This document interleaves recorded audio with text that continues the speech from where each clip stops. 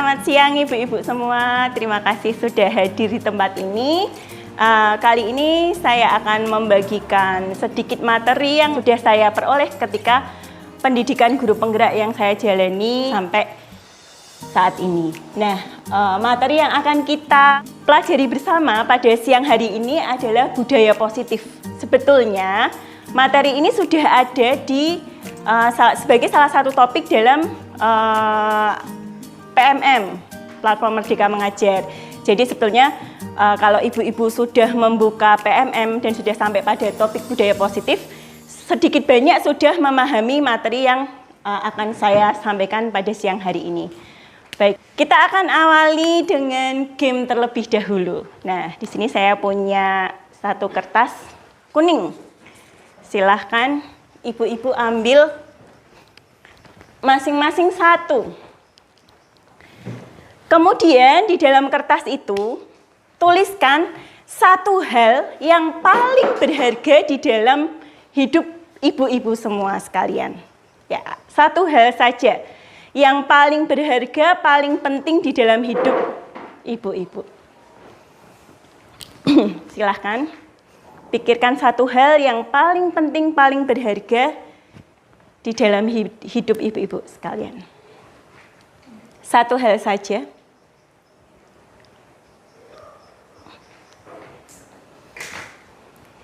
Kalau sudah, boleh dilipat jadi kecil.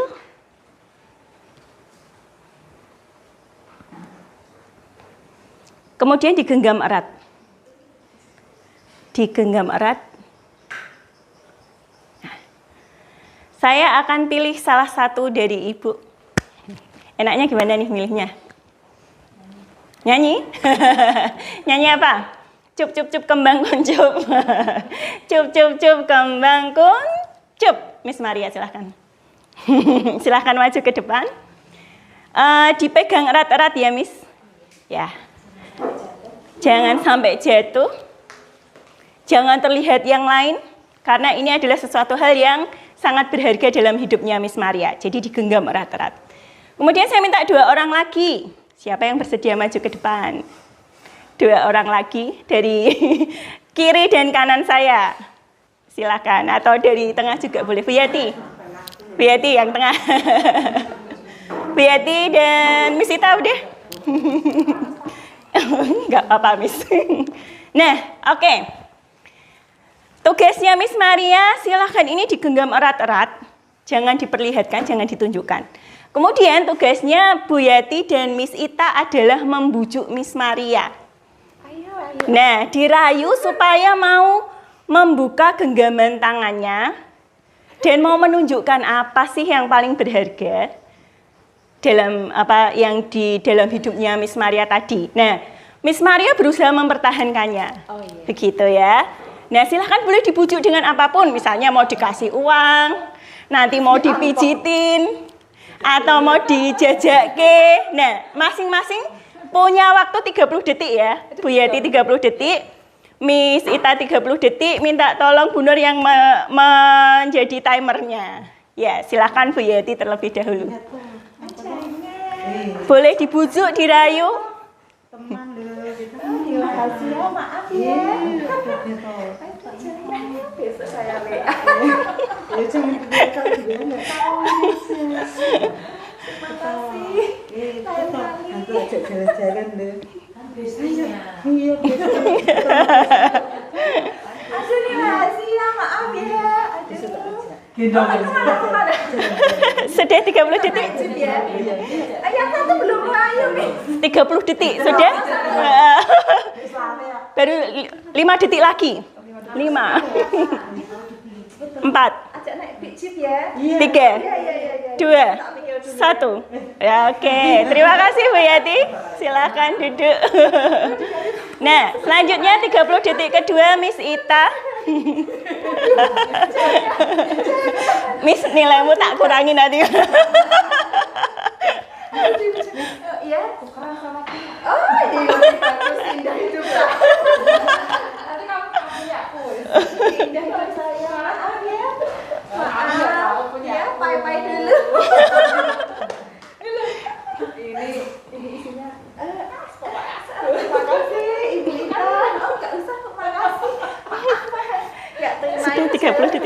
Oh, sudah 30 detik. Baik, terima kasih Miss Ita, Bu Yeti, dan Miss Maria. Silahkan kembali ke tempat duduknya.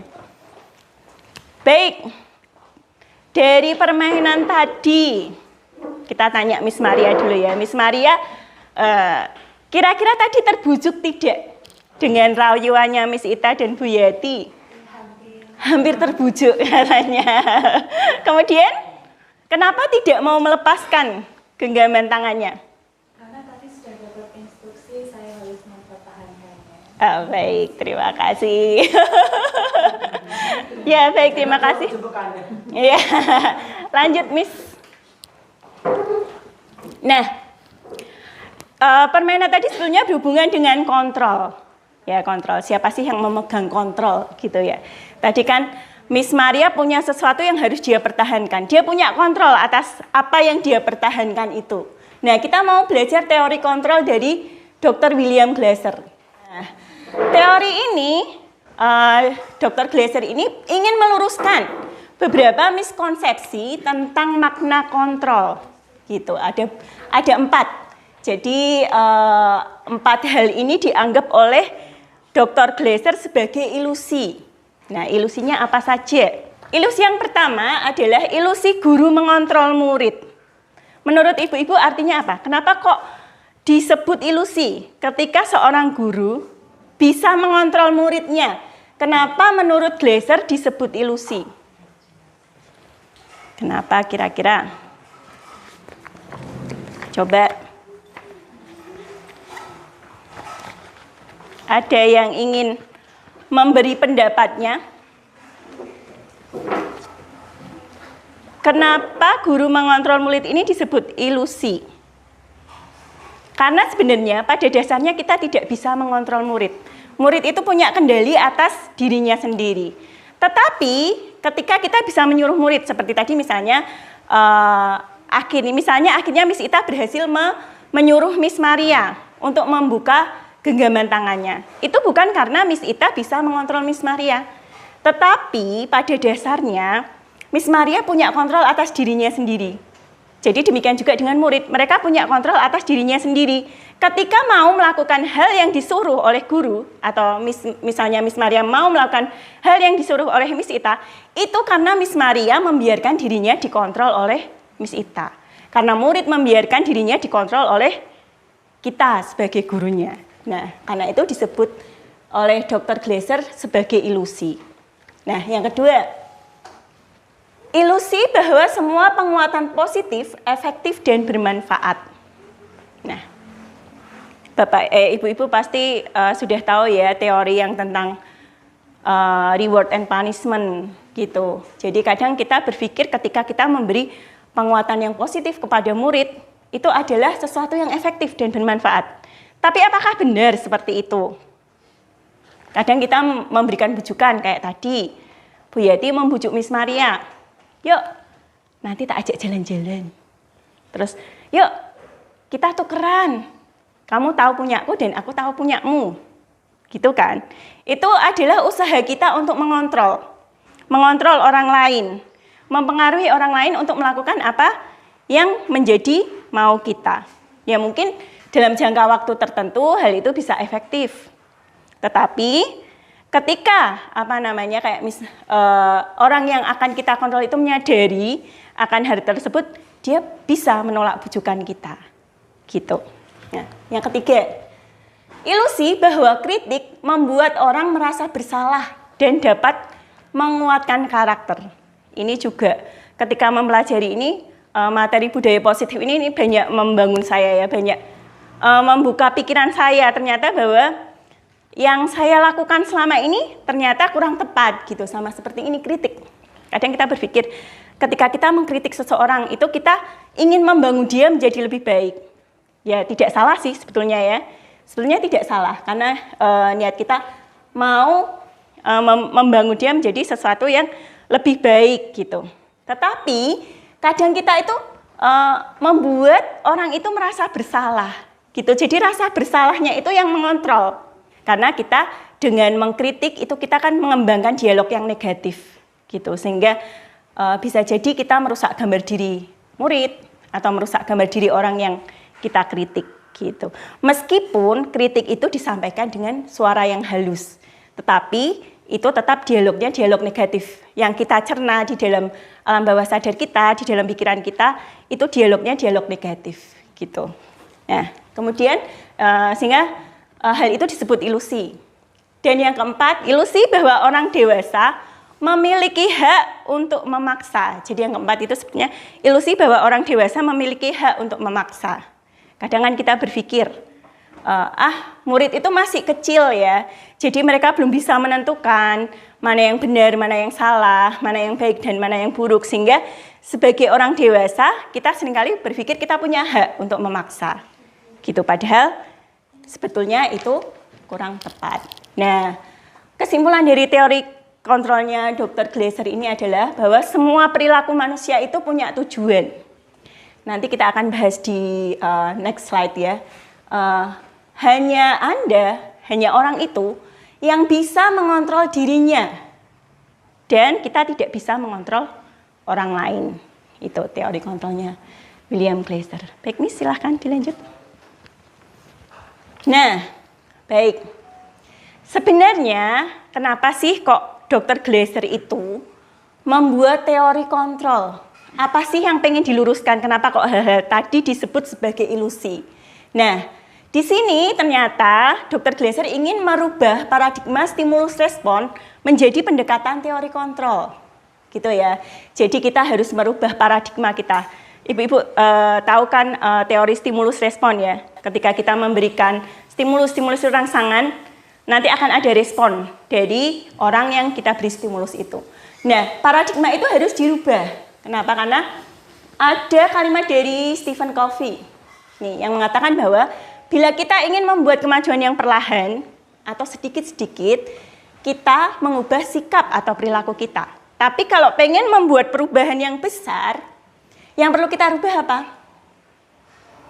Kalau perubahannya sedikit-sedikit, yang kita rubah perilaku kita. Tapi kalau kita mau membuat perubahan yang besar, yang perlu dirubah apa?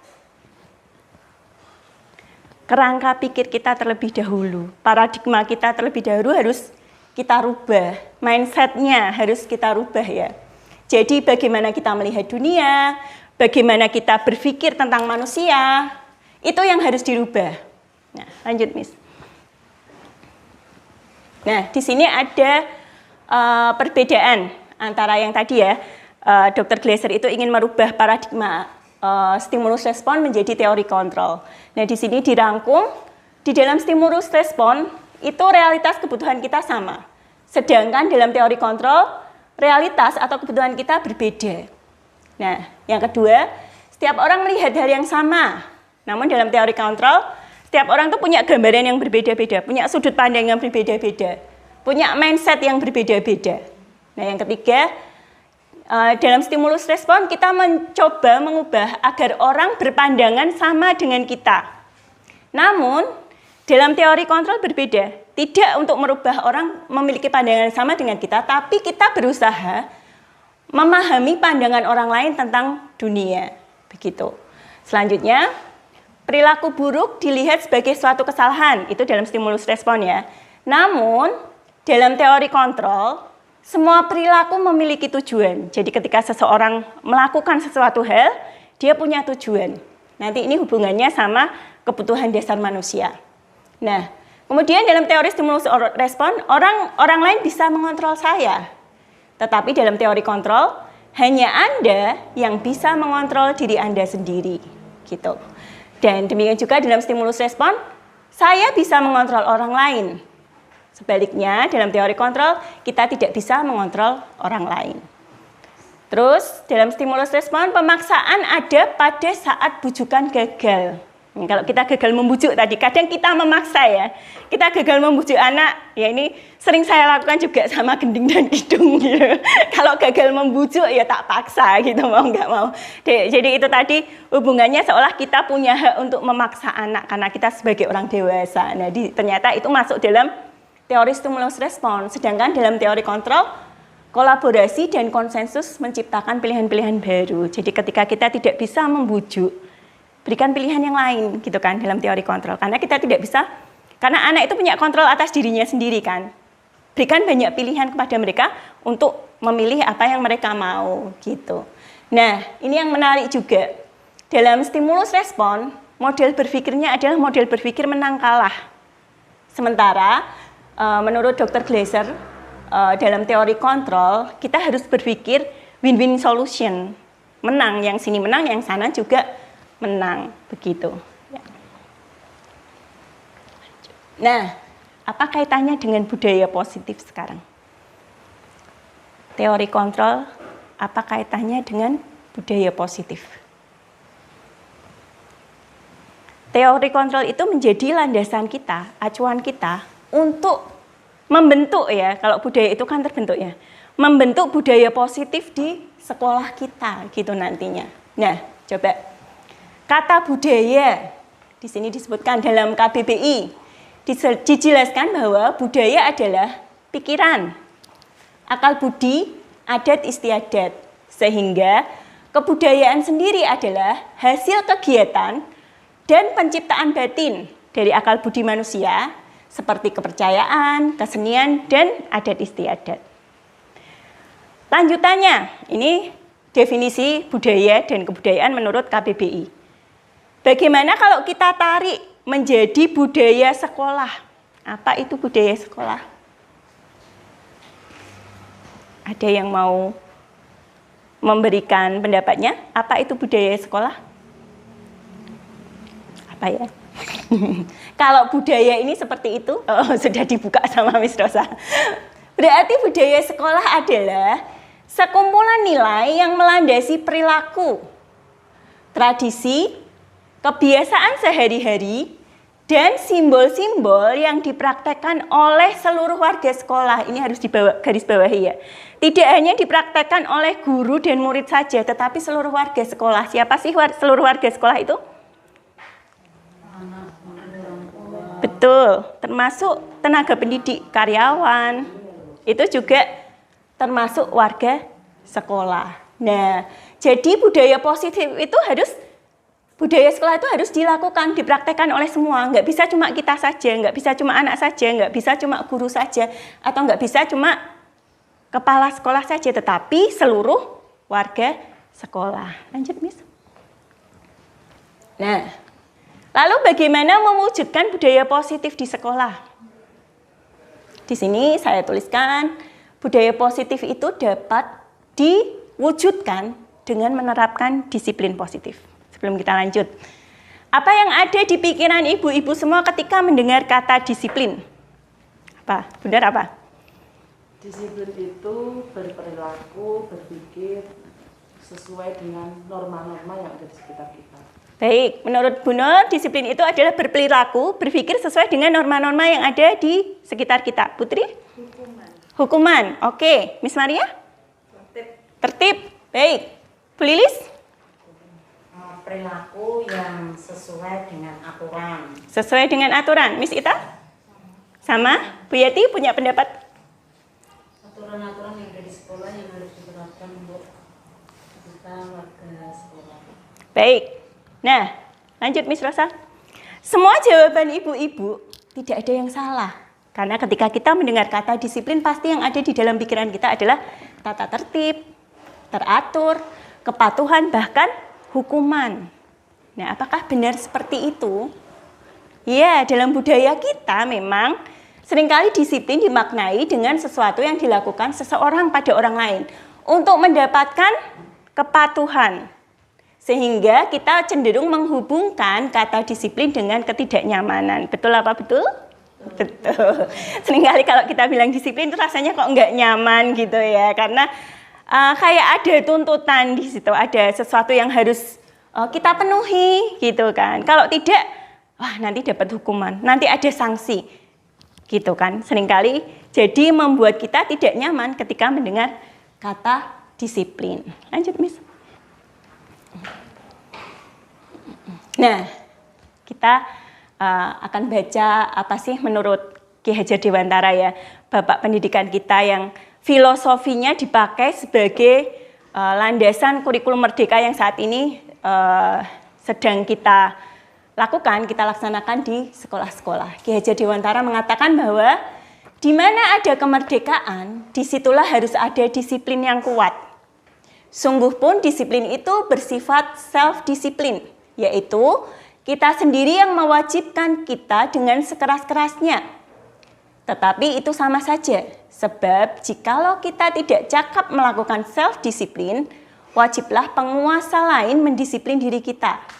Dan peraturan demikian itulah harus di dalam suasana yang merdeka. Nah, kalau Ki Hajar Dewantara mengatakan ini, disiplin itu harus dari diri kita. Self-disiplin ya, harus berasal dari dalam diri kita. Nah, tetapi seandainya di sini Kak Hadi juga ngomong ya, seandainya kita tidak cakap melakukan self-disiplin, maka kita akan didisiplinkan oleh pihak lain, pihak luar, gitu kan. Ada. Nah, sebetulnya itu bicara soal motivasi internal dan motivasi eksternal, gitu. Kalau disiplin itu timbul dari dalam diri kita, itu ya itu yang kita berhasil gitu melakukan self-disiplin. Tetapi ketika kita harus didisiplinkan, itu artinya motivasi kita sudah eksternal. Nah, tetapi Kak Hadi menggarisbawahi, peraturan demikian harus ada dalam suasana yang merdeka. Nah, ini yang digarisbawahi oleh Ki Hajar Dewantara. Nah, masih menurut Ki Hajar Dewantara, merdeka itu apa? Di sini kalau Kak Hadi ngomong, mardika iku jarwonya nora mong lepasing pangreh ngeng uga kuat kuwasa amandiri priyangga. Artinya, merdeka itu artinya tidak hanya terlepas dari perintah, akan tetapi juga cakap buat memerintah diri sendiri. Nah, itulah yang disebut merdeka. Kita bisa memerintah diri sendiri untuk melakukan hal yang baik sesuai dengan keyakinan yang kita yakini. Gitu. Nah, dari pernyataan Ki Hajar Dewantara tersebut, berarti bahwa untuk menciptakan murid yang merdeka, syarat utamanya harus apa? Harus ada disiplin yang kuat. Disiplin yang dimaksud adalah disiplin diri yang memiliki motivasi internal. Jika kita tidak memiliki motivasi internal, maka kita memerlukan pihak lain untuk mendisiplinkan diri kita atau motivasi eksternal. Karena berasal dari luar, bukan dari dalam diri kita sendiri. Nah, pemikiran ini sejalan dengan pandangan Diana Gosen dalam bukunya ya. Diana menyatakan bahwa arti kata disiplin berasal dari bahasa Latin, disciplina, yang artinya belajar. Kata disiplin juga berasal dari akar kata yang sama dengan disciple atau murid, pengikut.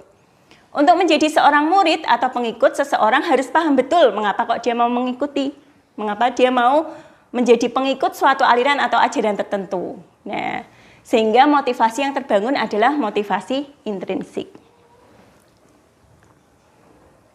Nah, disiplin diri dapat membuat seseorang menggali potensinya menuju kepada sebuah tujuan, sesuatu yang dihargai dan bermakna. Dengan kata lain, disiplin juga mempelajari bagaimana cara kita mengontrol diri dan bagaimana menguasai diri untuk memilih tindakan yang mengacu pada nilai-nilai yang kita hargai. Dengan kata lain, seseorang yang memiliki disiplin diri berarti mereka bisa bertanggung jawab terhadap apa yang dilakukannya karena mereka mendasarkan tindakannya pada nilai-nilai kebajikan universal. Apa itu kebajikan universal? Apakah kebajikan universal? Kebajikan universal itu nilai-nilai yang kita sepakati bersama, tidak memandang negara, suku, agama, bahasa, dan sebagainya. Tetapi sudah disepakati di seluruh dunia. Kita semua tahu bahwa itu nilai kebajikan, gitu. Makanya disebut kebajikan universal. Contohnya apa? Contohnya P5, bukan P5. Profil pelajar Pancasila. Apa saja? Beriman dan bertakwa kepada Tuhan Yang Maha Esa dan berakhlak mulia. Ada berapa sih? Ada 6 ya. Itu. Yang kedua, mandiri. Itu harus kita hafalkan loh ibu-ibu. Mandiri. Terus gotong royong, kreatif, bernalar kritis. Satunya apa? Ada 6. Nah, itu salah satu contoh dari kebajikan universal. Contoh lain apa? Ya sebetulnya kita semua tahu sih, kayak misalnya nih, Kenapa kalau kita pakai masker ketika pandemi kemarin? Jawabannya apa? Kenapa kita memakai masker ketika pandemi kemarin? Apa, Miss? Miss Vivi? Kenapa kok kita pakai masker ketika pandemi kemarin? Ya, untuk melindungi, untuk kesehatan. Ya. Kenapa kalau naik motor pakai helm? Iya, untuk keselamatan. Pakai masker untuk kesehatan, pakai helm untuk keselamatan. Itu kan nilai-nilai universal ya. Semua orang mau misalnya di Amerika ditanya kenapa kok pakai helm. Alasan utamanya kan karena untuk keselamatan, bukan untuk gaya-gayaan sebetulnya ya. Tujuan utama menciptakan helm itu untuk keselamatan kita. Nah, kenapa pakai? Iya, ya itu motivasi eksternal tadi. Nah, kenapa pakai masker? Untuk menutupi jerawat atau enggak kan ya? Untuk kesehatan itu nilai kebajikan universal yang dimaksud. Next, Miss.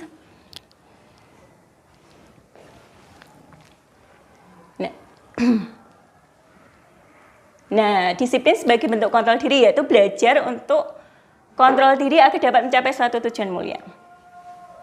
Tujuan mulia di sini mengacu pada nilai-nilai atau prinsip-prinsip mulia yang dianut seseorang. Kita namakan nilai-nilai tersebut sebagai nilai-nilai kebajikan yang universal. Next, sudah tadi itu. Nah, ini tadi yang sejalan dengan pemikiran KHD. Ada 3 motivasi yang mendasari perilaku manusia menurut Gosen. Yang pertama, untuk menghindari ketidaknyamanan atau hukuman. Ya. Yang kedua, untuk mendapatkan penghargaan atau imbalan dari orang lain. Nah, ini poin pertama dan kedua itu termasuk dalam motivasi eksternal. Sedangkan poin ketiga ini yang seharusnya kita capai ya, seharusnya kita miliki untuk menjadi orang yang mereka inginkan dan menghargai diri sendiri dengan nilai-nilai yang mereka percaya. Itu motivasi internal. Nah, contohnya begini. Misalnya, ini juga buat saya. Kenapa setiap hari kita berusaha untuk berangkat ke sekolah tepat waktu? Tidak terlambat. Kenapa? Kenapa Bu Yati? Bu Yati ini paling gasik nih. Paling rajin, tertib. Kenapa Bu Yati selalu gasik kalau berangkat ke sekolah? Kalau saya ya, apa ya, kalau terlambat rasanya kikuk. Oh, rasanya kikuk. Ya, baik. Bu Yati merasa tidak nyaman kalau datang ke sekolah tidak tepat waktu atau terlambat. Miss Maria, ini juga pagi kayaknya. Ayo Miss, kenapa? Motivasinya apa? Kenapa datang pagi? Karena harus ngantar anaknya sekolah, sehingga mau tidak mau ya, mau tidak mau harus pagi. Oh gitu. Motivasi apa ini misalnya? Ya baik, terima kasih. Siapa? Miss Vivi deh. Tuntutan tugas dan tanggung jawab. Kalau misalnya tidak datang pagi, kira-kira ada sanksinya apa? Ada? Ditegur? Dikasih SP. Dikasih SP. Misita, ayo. Misita kenapa datang pagi? Apa ya? Karena kewajiban sih. Karena kewajiban. Oke, baik. Di situ tadi sebenarnya sudah tampak ya mana yang motivasi internal dan mana yang motivasi eksternal. Siapa kira-kira yang sudah mewujudkan motivasi internal di dalam dirinya ketika datang pagi ke sekolah? Kalau kewajiban itu motivasi internal apa eksternal kira-kira? Eksternal, karena ada sesuatu dari luar yang seolah menuntut kita untuk datang pagi. Nah, motivasi internalnya harusnya apa kira-kira ibu-ibu? Yang sungkan dan tidak nyaman. Ya, baik. Ya, tepuk tangan dulu dong untuk Bu Yati. Bu Yati punya motivasi internal yang sudah mulai tumbuh di dalam dirinya karena merasa sungkan. Merasa sungkan dan tidak nyaman. Beda dengan tadi ya, Miss Maria, karena anakku nyusu-nyusu. Kalau Miss Vivi kan aku takut ditegur, ada sanksi. Nah, misalnya tidak ada sanksi nih, Tidak ada, kita nggak bakal ditegur kalau datang terlambat. Tidak ada peraturan yang kalau kita datang terlambat kita dapat SP gitu. Kira-kira ibu-ibu apakah akan tetap datang pagi atau datang siang? Saya pagi. Benar pagi. Punya motivasi internal gitu ya. Bagaimana, Bu Lilis? Apakah akan tetap datang pagi atau siang? Seandainya tidak ada hukuman tadi, tidak ada sesuatu, tidak ada peraturan, tidak ada teguran. Pokoknya tidak terlambat gitu ya. Kalau bisa mepet itu kalau saya, mungkin saya belum betul, saya belum punya motivasi internal untuk datang pagi. Nah, ini kalau kita ya ibu-ibu ya.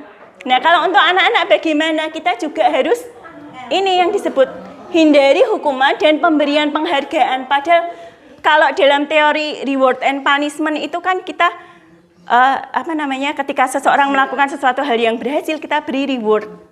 Tapi ketika gagal kita kadang menghukumnya. Ternyata di dalam budaya positif hal tersebut kurang tepat.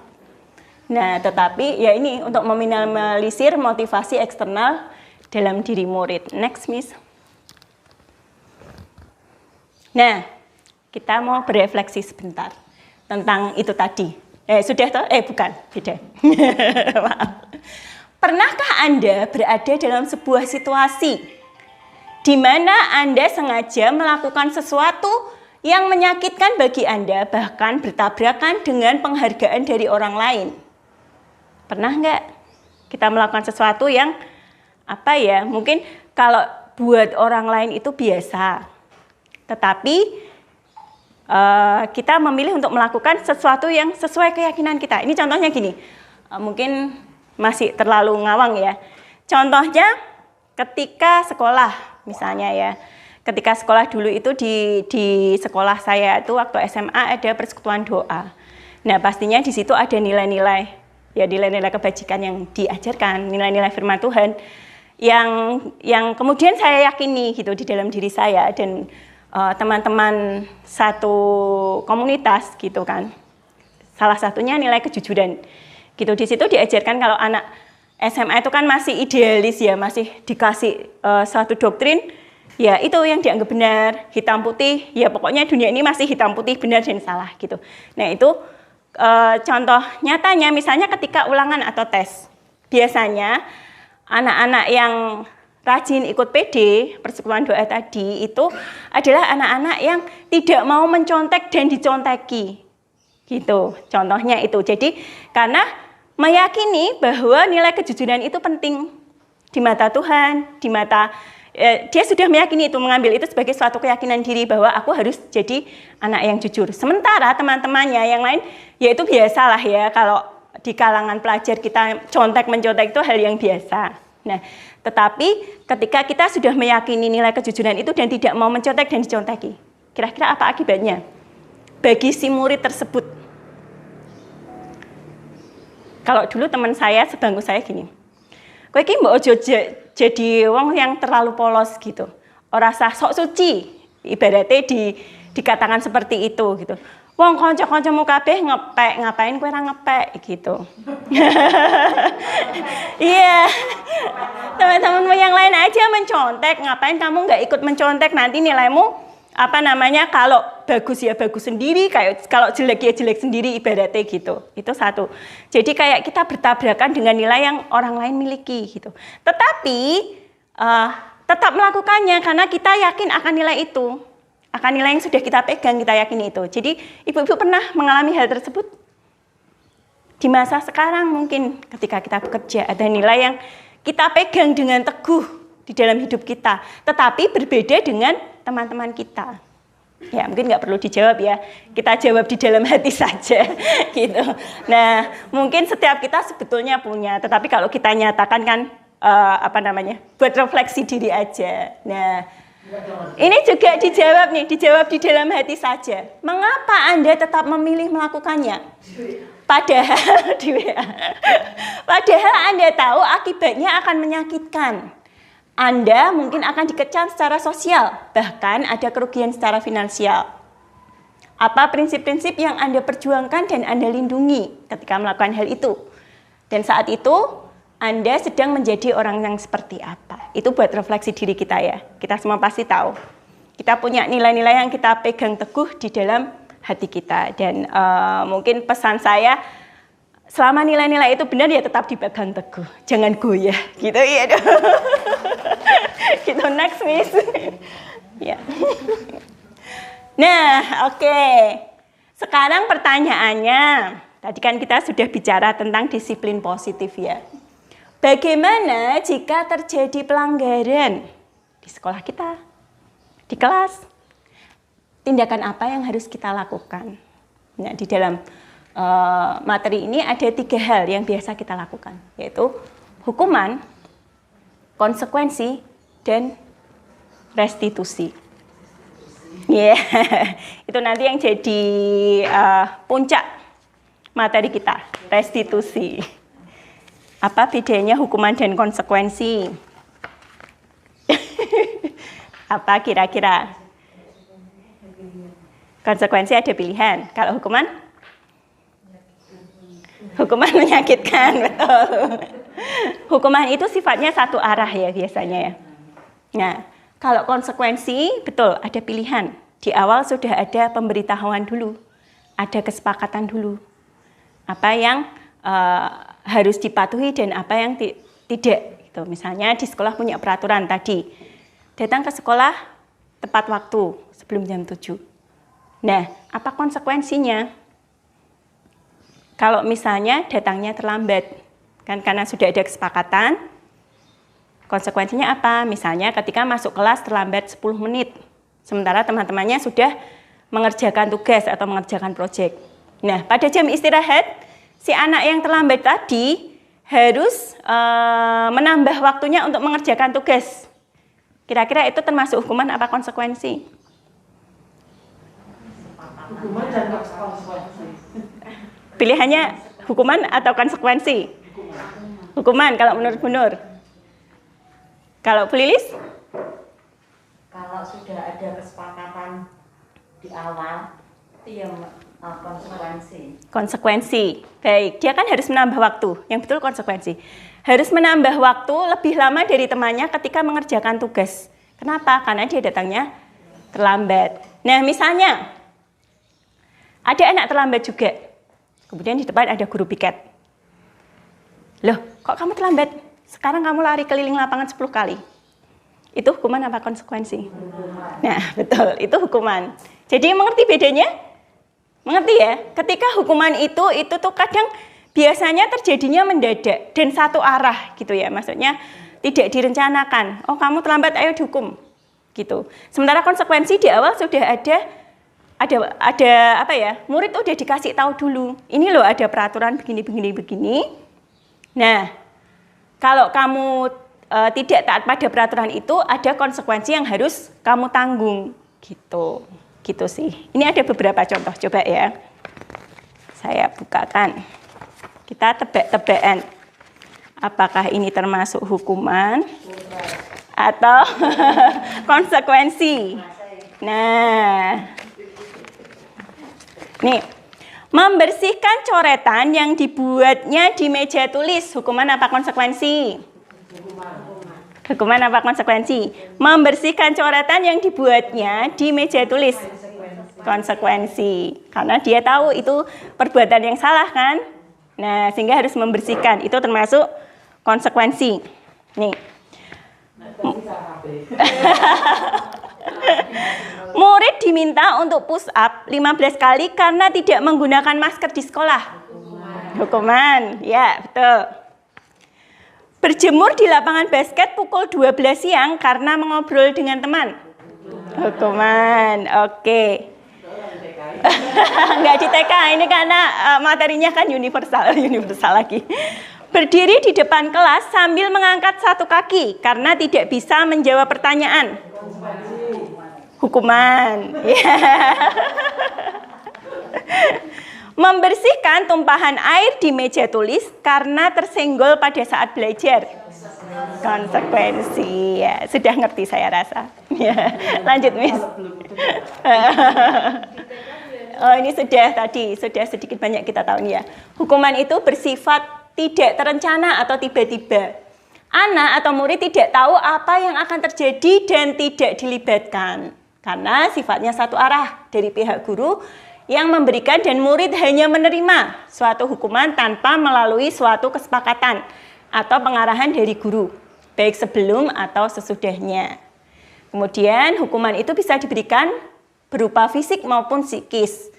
Murid atau anak disakiti oleh suatu perbuatan atau kata-kata, itu hukuman. Bagaimana dengan konsekuensi? Kalau konsekuensi sudah terencana atau sudah disepakati, sudah dibahas dan disetujui oleh murid dan guru. Ini penting ya.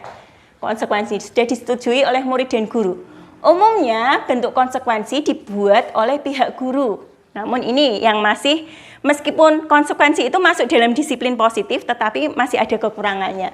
Karena dibuat oleh guru, ya kan? Ya masih sepihak. Dan murid, tapi murid sudah mengetahui sebelumnya konsekuensi yang akan diterima bila terjadi pelanggaran. Nah, konsekuensi biasanya diberikan berdasarkan suatu data yang umumnya dapat diukur. Misalnya setelah 3 kali tugasnya tidak diselesaikan pada batas waktu yang diberikan. Oke, itu baru hukuman dan konsekuensi. Nah, ini tadi yang saya katakan ya, soal reward and punishment. Ternyata reward and punishment itu bukanlah sesuatu hal yang tepat gitu. Nih, ini menurut ahli juga Alvin Kohn mengemukakan baik penghargaan maupun hukuman adalah cara-cara mengontrol perilaku seseorang yang menghancurkan potensi untuk pembelajaran yang sesungguhnya. Menurut Kohn, secara ideal, tindakan belajar itu sendiri adalah penghargaan sesungguhnya. Contohnya begini. Ketika seorang anak murid kita misalnya, berhasil belajar membaca gitu ya. Dia sudah senang nih. Ternyata aku sudah bisa membaca atau berhasil mengerjakan suatu proyek tertentu. Dia senang. Karena berhasil oleh usahanya sendiri gitu. Kemudian melihat keberhasilan itu, kadang-kadang kita tergoda ya. Pintar, atau anak kita sendirilah. Pintar ya, tak kasih penghargaan, tak kasih reward, tak kasih hadiah gitu kan.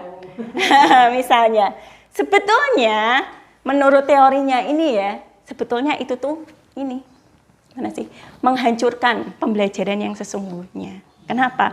Karena kebahagiaannya dia ketika berhasil itu sebetulnya sudah reward. Tapi ketika kita memberi sesuatu, nah itu tuh sebetulnya menghancurkan gitu. Kalau menurut teorinya ini ya, yang ini bertentangan dengan teorinya reward and punishment yang dulunya sudah dikemukakan gitu. Nah, lanjut Miss. Nilainya sama dengan menghukum sebetulnya ya, nilainya sama dengan menghukum. Nah, ini ada salah satu penelitian tentang reward and punishment. Saya bacakan ya karena kecil-kecil. Anak-anak diminta mengingat kata-kata tertentu, kemudian mereka diminta mengambil kartu yang berisi kata-kata yang diingat tersebut setiap kali muncul. Jadi ini penelitian terhadap beberapa anak gitu. Beberapa anak diberikan permen setiap kali memberikan jawaban yang benar. Dan sebagian yang lain hanya diberitahu saja bila jawaban mereka benar, tanpa adanya reward gitu kan. Hasilnya apa? Ternyata hasilnya mengejutkan ibu-ibu.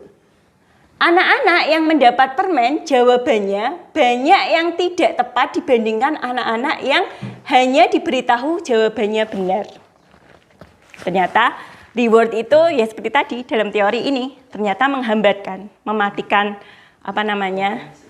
mematikan potensi. Dan penelitiannya nggak cuma satu sebenarnya, di dalam materi itu ada beberapa penelitian.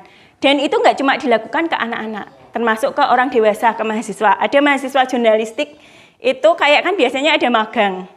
Nah, di situ juga diteliti mahasiswa magang yang diberi kayak gaji ketika menulis artikel tertentu dan mahasiswa magang yang tidak diberi apa-apa.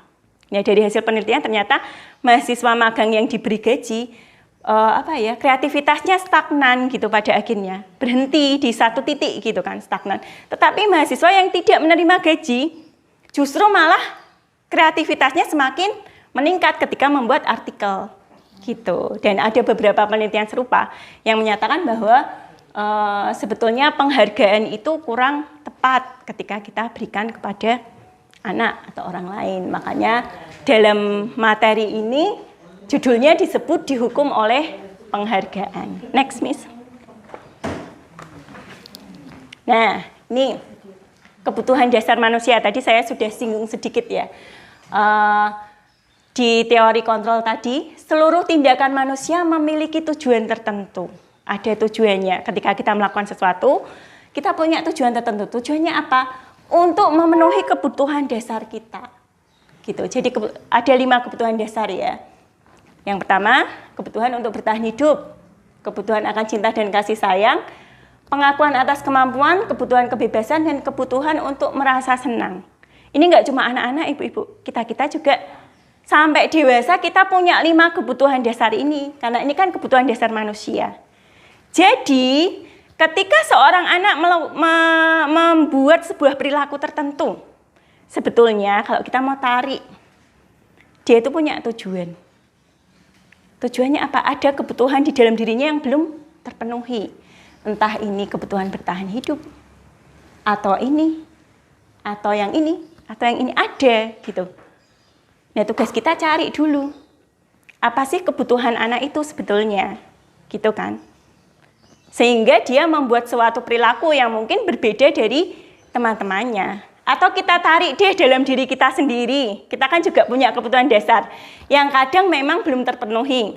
Kadang ketika kita melakukan sesuatu, misalnya kalau orang zaman now ya, ketika dia memposting sesuatu di media sosialnya, kadang punya ciri khas tertentu ya. Misalnya Bu Yati. Bu Yati di media sosialnya suka banget memposting jalan-jalan. Misalnya, ini baru misalnya Bu. Hanya contoh. Atau Miss Maria misalnya. Miss Maria di media sosialnya suka banget menunjukkan kuliner. Gitu. Atau Miss Ita. Miss Ita di media sosialnya suka menunjukkan kesehariannya bunga, betul, bunga misalnya. Nah, atau yang lain, atau Miss Vivi, kalau Miss Vivi dagangannya itu sudah jelas gitu ya. Di media sosialnya menunjukkan hasil karyanya atau menunjukkan prestasinya. Nah, kenapa kok kadang ya ada ciri khas tertentu yang kita miliki? Sesuatu yang kita kita posting di media sosial kita itu sebetulnya juga menunjukkan ada kebutuhan dasar yang mendasari perilaku kita itu, gitu. Termasuk perilaku kita di sekolah, perilaku kita terhadap anak-anak, perilaku kita terhadap teman-teman. Itu juga didorong oleh kebutuhan dasar yang ada di dalam diri kita, gitu. Nah, tapi tugas kita sebagai guru, kita juga harus melihat kebutuhan dasarnya anak-anak kita tuh apa. Sehingga kita tahu, ketika kita tahu kebutuhan dasarnya, misalnya ada anak yang kebutuhan dasarnya akan cinta dan kasih sayang nggak dipenuhi di rumah, gitu. Pasti di sekolah kan dia menunjukkan perilaku yang berbeda kan dari teman-temannya, gitu. Nah, kita tahu, misalnya kita kemudian sudah research ya, sudah mencari tahu anak itu kenapa ya kira-kira kebutuhan dasarnya apa. Nah, baru kita akan tahu treatment apa yang tepat kita lakukan untuk anak tersebut. Karena perilaku kita itu didasari oleh kebutuhan dasar kita, gitu. Nah, baik, tadi sudah bagaimana mewujudkan budaya positif di sekolah. Tadi kan menerapkan disiplin positif. Nah, kita akan bicara soal restitusi setelah ini. Namun sebelum restitusi, ketika menerapkan disiplin positif, kita harus membentuk yang namanya keyakinan kelas atau keyakinan sekolah. Baru setelahnya kita setelah membentuk ini, yang ini kan akhirnya dipraktekkan ya. Keyakinan kelas atau keyakinan sekolah ini nantinya kita praktekkan. Nah, kadang dalam prakteknya kan terjadi pelanggaran-pelanggaran.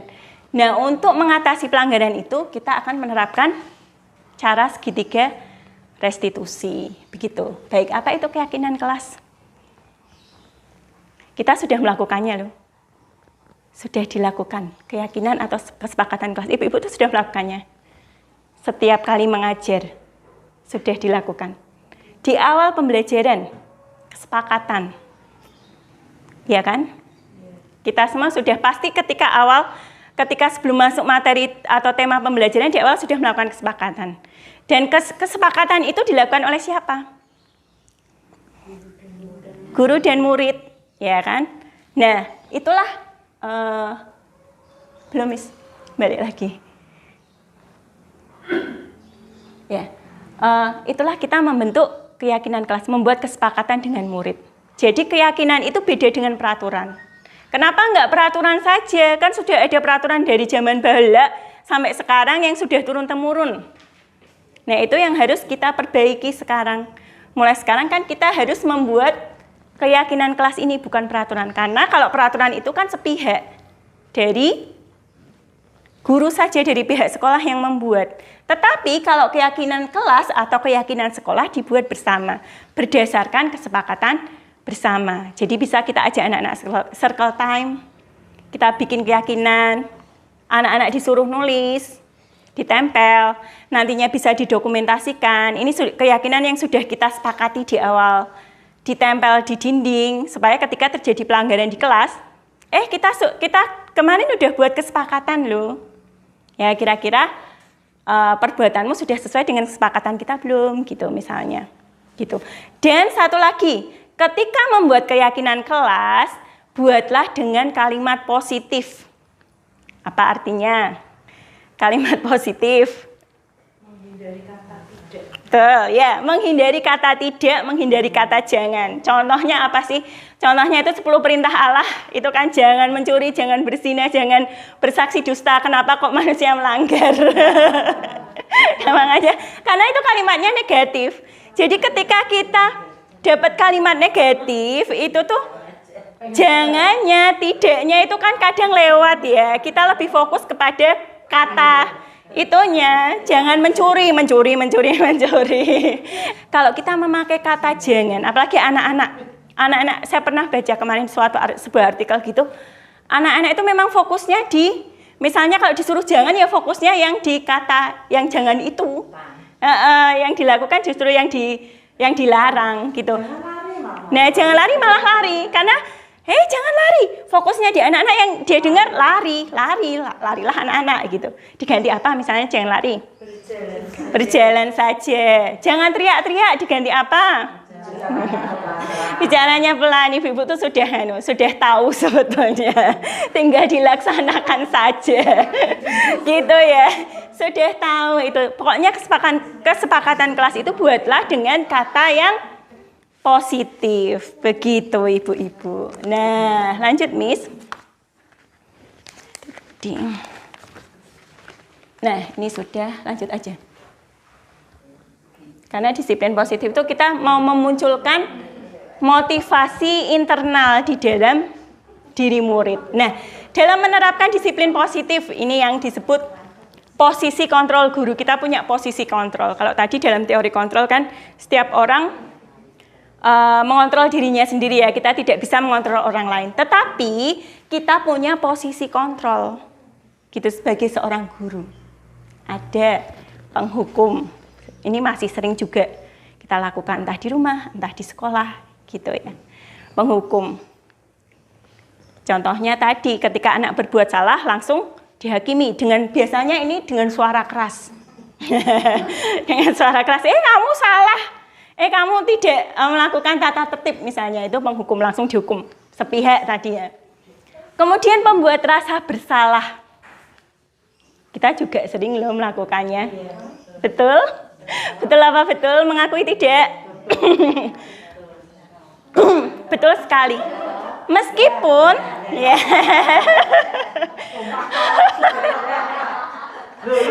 Nah, meskipun kadang kita mengatakannya dengan suara halus loh ibu-ibu, tetapi membuat rasa bersalah itu rasanya gimana sih? Kalau kita jadi anaknya, wes. Iya, malu, izin, nggak enak gitu kan, nggak enak banget lah pokoknya. Nggak perlu dijelaskan, ibu-ibu pasti sudah tahu. Teman, ini nggak, kalau jadi teman tidak melulu negatif ya. Bisa ada positifnya. Nih, kalau penghukum biasanya menggunakan hukuman fisik atau verbal.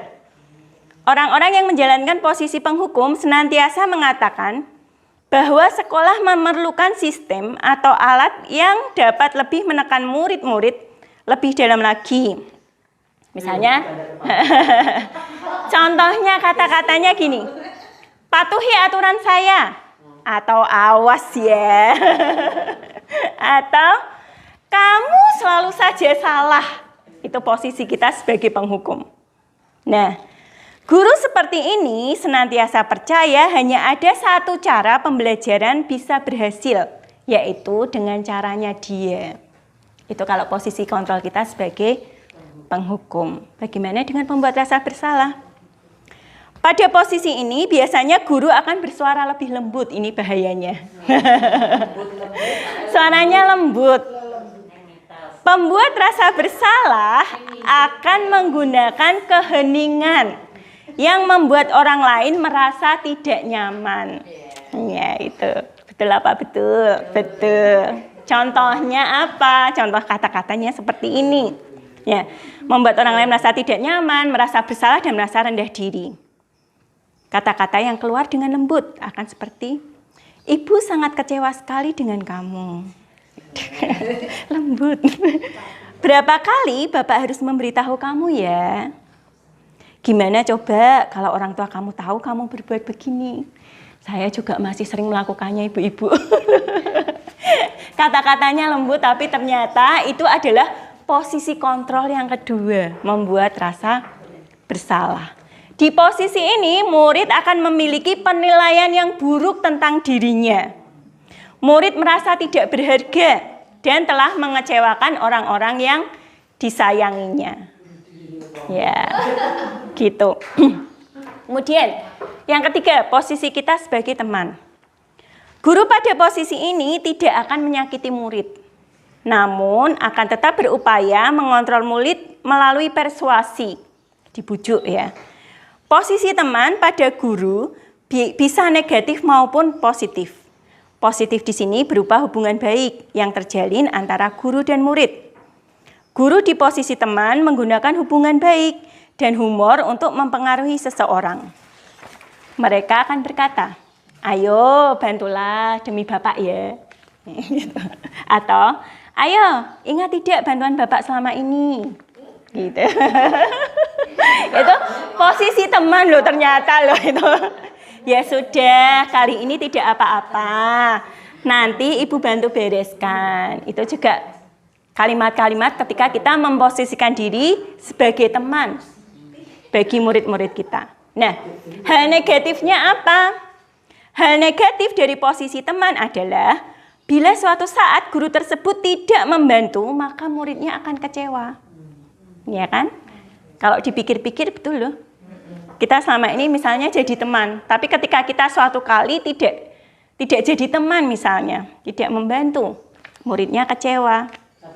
Iya, tak pikir Miss itu temanku gitu, kok nggak mau bantu. Nah, murid akan merasa dikecewakan dan tidak mau lagi berusaha.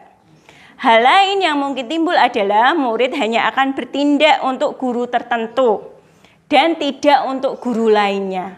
Ini juga perlu kita renungkan gitu. Tidak untuk guru lainnya. Murid akan tergantung pada guru tersebut. Itu hal negatifnya ketika kita memposisikan diri sebagai teman. Yang keempat, sebagai pemantau. Bukan untuk murid, untuk kita juga bisa. Ya, untuk kita juga bisa. Pemantau. Memantau berarti mengawasi. Pada saat kita mengawasi, kita bertanggung jawab atas perilaku orang-orang yang kita awasi. Posisi pemantau berdasarkan pada peraturan-peraturan dan konsekuensi. Dengan menggunakan sanksi atau konsekuensi, kita dapat memisahkan hubungan pribadi kita dengan murid. Sebagai seorang yang menjalankan posisi pemantau, pertanyaan yang diajukan misalnya, peraturannya apa? Apa yang telah kamu lakukan? Sanksi atau konsekuensinya apa? Gitu. Seorang pemantau sangat mengandalkan perhitungan, catatan, data yang dapat digunakan sebagai bukti atas perilaku seseorang. Posisi ini akan menggunakan stiker. Ya, tadi kayak reward and punishment ya, pakai stiker. Slip catatan, daftar cek, dan sebagainya. Nah, ini tadi berawal dari teori stimulus respon.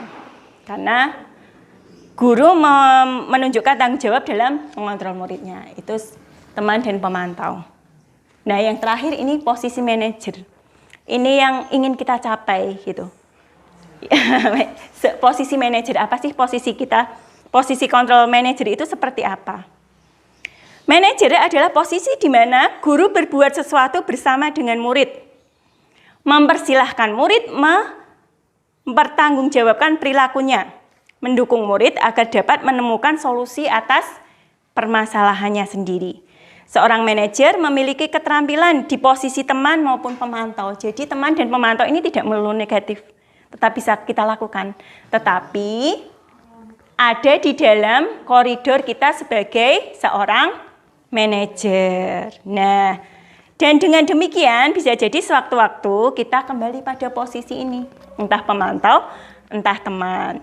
Nah, tetapi kita mengacunya pada restitusi. Gitu, karena tujuan kita nanti menjadikan muridnya juga manajer atas dirinya sendiri. Sehingga mereka dapat menemukan solusi atas permasalahan yang terjadi. Begitu ibu-ibu. Contohnya apa? Seorang manajer akan berkata, apa yang kita yakini? Ini kembali kepada keyakinan kelas yang sudah kita buat tadi ya. Kemudian, apakah kamu meyakininya? Terus, jika kamu meyakininya, apakah kamu bersedia memperbaikinya? Jika kamu memperbaiki ini, hal ini menunjukkan apa tentang dirimu? Apa rencanamu untuk memperbaiki hal ini? Itu posisi manajer. Nah, kita akan belajar tentang restitusi. Nah, restitusi, segitiga restitusi, ini disebut restitusi. Ada 3 tahap dalam segitiga restitusi, yaitu yang pertama, itu adalah menstabilkan identitas. Yang kedua, validasi tindakan yang salah. Dan yang ketiga, menanyakan keyakinan. Nah, guru dengan posisi kontrol sebagai manajer akan melakukan penyelesaian masalah dengan menerapkan praktik segitiga restitusi. Restitusi ini mengajarkan murid untuk mencari solusi atas masalah mereka. Membantu murid berpikir tentang orang seperti apa yang mereka inginkan. Dan bagaimana mereka harus memperlakukan orang lain. Lanjut. Nah, ini pengertian restitusi. Restitusi adalah proses menciptakan kondisi bagi murid untuk memperbaiki kesalahan mereka sehingga mereka bisa kembali pada kelompok mereka dengan karakter yang kuat. Jadi tujuannya di sini bukan untuk menghakimi murid. Enggak. Bukan untuk membuat murid merasa bersalah tadi. Tetapi ketika murid kembali kepada kelasnya, kembali kepada teman-temannya, mereka sudah punya karakter yang kuat, harga dirinya tetap masih ada, tetapi mereka tahu harus berbuat apa, berbuat yang lebih baik.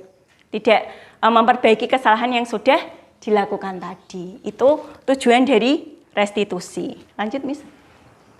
Nah, ada 3 tahap ya. Lanjut lagi. Ini proses dialog kalau restitusi. Tahap yang pertama itu menstabilkan identitas. Nah, tahap ini berdasarkan pada prinsip bahwa membuat kesalahan adalah bagian dari proses pembelajaran. Artinya salah itu manusiawi, kita semua pernah berbuat salah. Sehingga, iya, Bu Guru juga pernah salah. Nah, sehingga menggeser identitas gagal karena melakukan kesalahan ke identitas berhasil. Ini contoh kalimatnya. Berbuat salah itu tidak apa-apa. Tidak ada manusia yang sempurna. Saya juga pernah melakukan kesalahan. Kita bisa menyelesaikan ini. Ibu tidak tertarik mencari siapa yang salah, tetapi ingin mencari solusi. Gitu. Lanjut. Tahap 2. Kita tuh sudah sering melakukannya sebetulnya. Iya. Validasi tindakan yang salah. Nah, ini setiap perilaku didasarkan pada prinsip berupaya memenuhi suatu kebutuhan tertentu. Tadi ya, kebutuhan dasar tadi. Kemudian, guru akan bergeser dari pemikiran stimulus respon menjadi proaktif. Dan mengakui kebutuhan murid akan memperbaiki hubungan dengan murid. Gitu. Jadi kita tidak lagi ada pada posisi kontrol penghukum, karena penghukum itu kan merusak hubungan ya sebetulnya. Murid jadi takut, tidak nyaman dengan guru tersebut, gitu. Nah, tapi ketika kita bisa menerapkan segitiga restitusi, hubungan kita dengan murid juga baik, gitu. Ini contoh kalimatnya. Nih. Validasi tindakan yang salah. Kamu pasti punya alasan mengapa melakukan hal itu. Nah, kamu boleh mempertahankan sikap itu, misalnya suatu sikap tertentu. Tetapi kamu harus menambahkan sikap baru. Ini contohnya ini kayak misalnya gitu. Ini sering Bu Nur mungkin sering mendengar saya gini, tanya ke anak-anak. Misalnya ada anak yang nangis atau ada anak yang marah. Marah boleh tidak ya anak-anak? Kebanyakan anak-anak jawab apa sih? Tidak kan ya. Nangis boleh tidak ya anak-anak? Tidak. Saya selalu bilang sama anak-anak, boleh loh, gitu ya benar ya. Boleh loh menangis itu boleh. Tetapi apa? Ada alasannya. Ini yang dimaksud, kamu boleh mempertahankan sikap itu. Tapi ada alasannya. Masuk kita larang anak kita nangis. Kita harus memvalidasi loh perasaannya anak. Anak marah itu boleh. Kita harus memvalidasi emosinya anak. Kalau kita tidak memvalidasi emosi anak tersebut, dia akan menahan. Ada di dalam dirinya, nggak bisa keluar. Tapi biarkan marahnya keluar dulu. Karena anak itu perlu divalidasi emosinya. Emosi itu manusiawi kok. Tetapi harus dikendalikan. Kan itu sebetulnya permasalahannya. Jadi ketika anak marah, saya selalu bilang boleh marah. Karena pasti ada alasan dari kemarahan itu. Ketika ada anak nangis, boleh nangis. Karena ada alasan dibalik nangis itu. Karena pengalaman saya waktu kecil juga, saya itu jadi orang yang seperti ini ya, seperti apa ya, minder, penakut dan sebagainya. Itu tuh waktu kecil saya tuh nggak boleh nangis sama bapak saya. Jadi curhat. Iya benar. Setiap nangis itu tuh mesti dimarahi. Semakin dimarahi itu jadi saya itu terbiasa menahan perasaan. Gitu. Oh, ya. Itu. Nah, di situ saya belajar ketika ada anak nangis atau ketika anak saya nangis, ya udah biar nangis dulu. Biar nangis dulu. Ada anak marah, ya udah biar marah dulu nggak apa-apa. Mereka perlu validasi. Validasi atas kesedihan, validasi nggak cuma validasi atas kesenangan gitu ya. Nggak cuma validasi atas sukacita, tapi validasi atas perasaan negatif yang mereka miliki.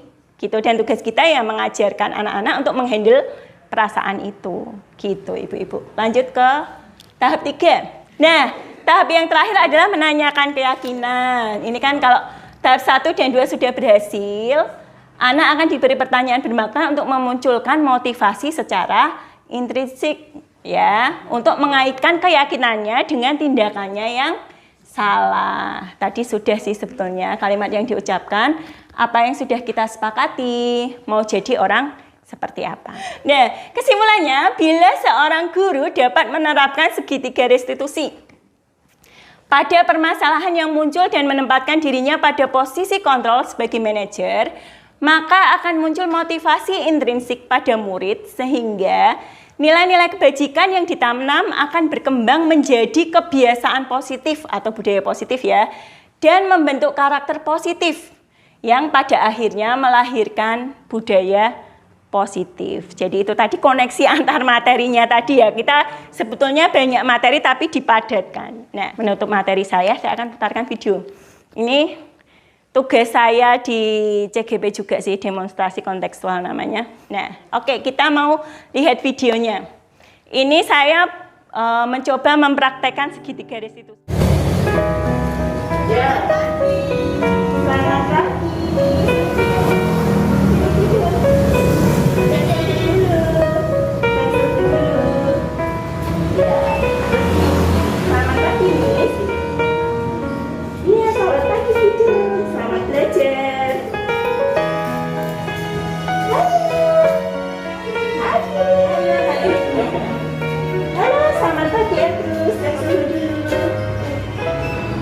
Selamat pagi. Mas Agus kok nggak pakai sepatu? Maaf, ini nggak mau pakai sepatu. Sayangnya baru. Oh, baik. Oh.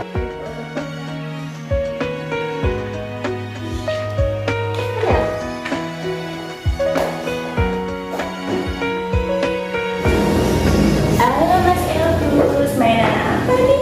Oke, sambil main mau bikin apa? Bikin Lego ya, bikin rumah? Iya. Aku suka bikin rumah. Iya. Iya, coba. Miss mau mainnya boleh nggak? Boleh. Terus kok hari ini nggak pakai sepatu? Kenapa? Karena sandalnya baru mau ditunjukin ke teman-teman sama Miss. Oh gitu. Miss Aris boleh lihat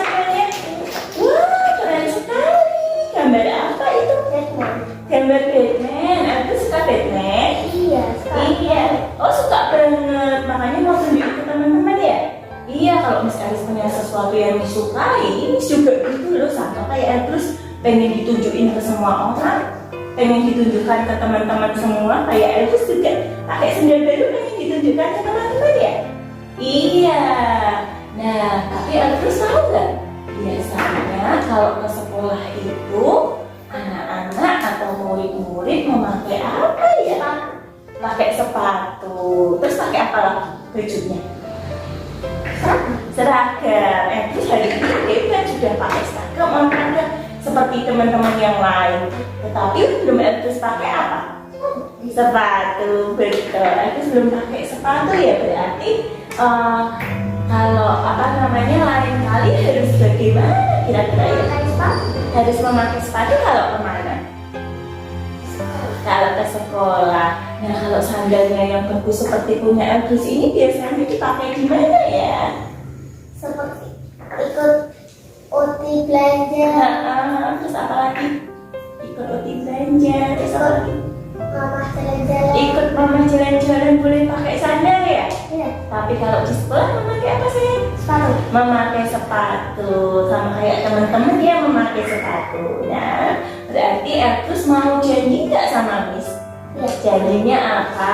Memakai sepatu. Mulai kapan? Oh, mulai besok mau pakai sepatu. Oke. Oke, janji ya. Tos dulu, siap. Belum pernah. Dua semangat sekarang. Oke. Belum pernah. Yes. Oke, jadi ya Elbrus mulai bisa pakai sepatu. Ya. Ya, oke. Terima kasih Elbrus. Demikian materi kita pada siang hari ini. Semoga bermanfaat untuk kemajuan sekolah kita. Baik, selamat siang. Tuhan memberkati.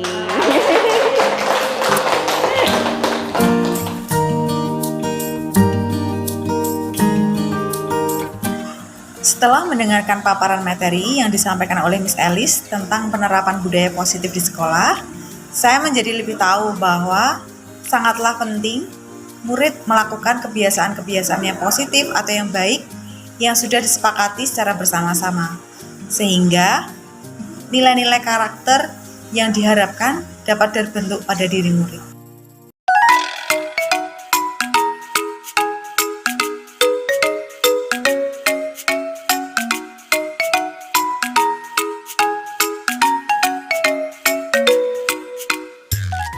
Selamat pagi semua.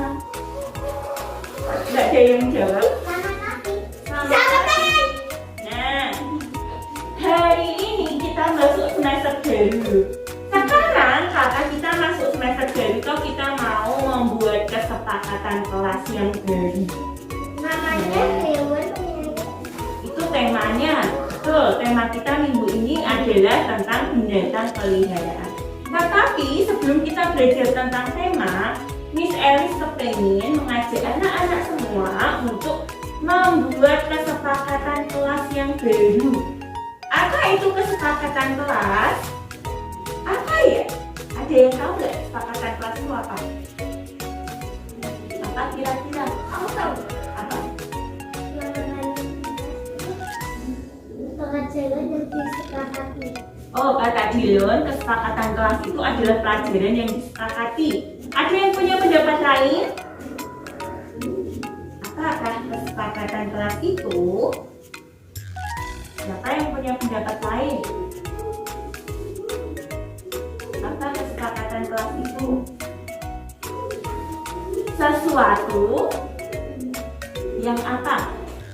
Yang kita sepakati, artinya kalau kita sepakati itu semuanya harus setuju. Farel setuju, Nolan setuju, Thea setuju, Patrice juga, Shine juga, James juga, Lionel juga. Nah, anak-anak harus punya ide. Satu kesepakatan yang ingin kamu usulkan untuk kelas ini. Misalnya kalau di kelas itu harus menghargai orang yang berbicara. Nanti boleh digambar atau ditulis juga.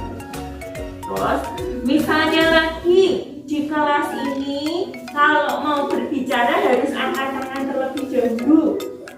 bisa ditulis atau digambar di sini. Misalnya gambar tangan terangkat begini, itu artinya kalau mau berbicara harus angkat tangan dulu, misalnya seperti itu. Atau misalnya harus sayang sama teman. Sayang teman itu macam-macam loh. Apa saja contohnya? Memeluk teman kalau kata Joshua, apalagi sayang teman itu. Sayang teman itu macam-macam loh. Misalnya kalau seperti ini, ini sayang teman nggak? Enggak. Tetapi harus bagaimana? Harus bermain bersama misalnya. Terus kalau misalnya seperti ini, itu sayang teman nggak?